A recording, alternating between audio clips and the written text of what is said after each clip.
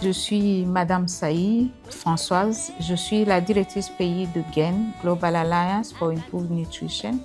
l'Alliance mondiale pour l'amélioration de la nutrition, installée au Bénin depuis 2023. Une bonne alimentation, comme vous le savez, doit être équilibrée, doit être diversifiée et doit être en mesure de répondre aux besoins de la personne qui en a besoin. Au niveau de GAIN, nos interventions visent particulièrement à travailler avec divers partenaires, notamment les industries, notamment les petites et moyennes entreprises qui fournissent des aliments sains et nutritifs à tous les Béninois, surtout ceux qui sont vulnérables, les enfants, les femmes en âge de procréer, les femmes allaitantes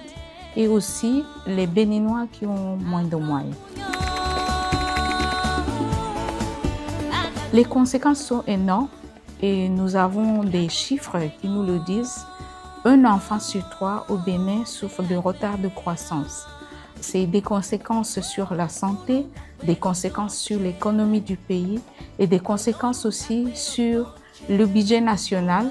qui se voit obligé d'investir beaucoup plus dans les soins des maladies qui sont liées à la malnutrition.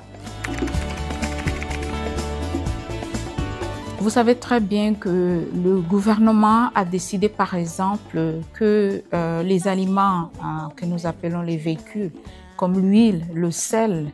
et la farine, soient fortifiés. C'est un rôle important du moment où ces entreprises ou ces industries comprennent l'importance de ce geste qui est obligatoire selon le gouvernement, mais qui permet de réduire la malnutrition au Bénin. Le ministère de l'Industrie et du Commerce a à son sein un service qui est dédié aux normes, donc qui décide quelles sont les normes qu'il faut suivre dans le processus de transformation. Et c'est dans ce sens que nous travaillons avec ce ministère pour nous assurer que ces normes sont sensibles aux besoins nutritionnels de la population et que ces normes sont non seulement mises sur pied et approuvées par le gouvernement et aussi mises en application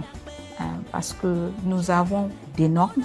mais l'application, la mise en œuvre de ces normes pose problème sur le terrain. Nous sommes en collaboration avec les organisateurs de cette activité que nous estimons une opportunité pour nous de non seulement travailler avec les industries, les petites et moyennes entreprises, à montrer que en travaillant sur le plan local, en améliorant les produits locaux, on peut nourrir la population, on peut garantir une alimentation saine, diversifiée et qui répond aux normes et qui prend en compte les besoins de la population béninoise qui est composée en majorité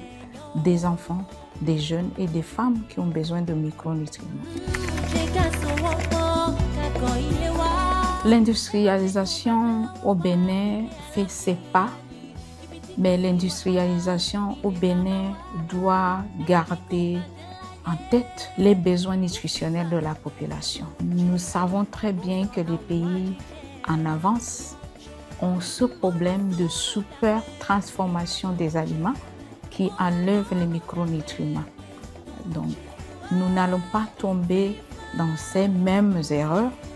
parce que nous sommes en collaboration avec le gouvernement, surtout le ministère de l'Industrie,